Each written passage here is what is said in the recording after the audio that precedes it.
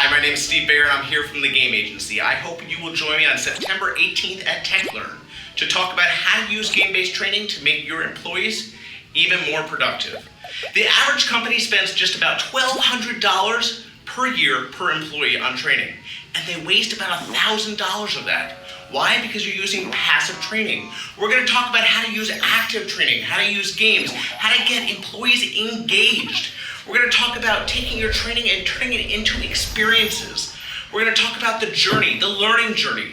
We're going to play games like Boom Shakalaka, and we're going to talk about 5 different game mechanics that you can use in your classroom tomorrow.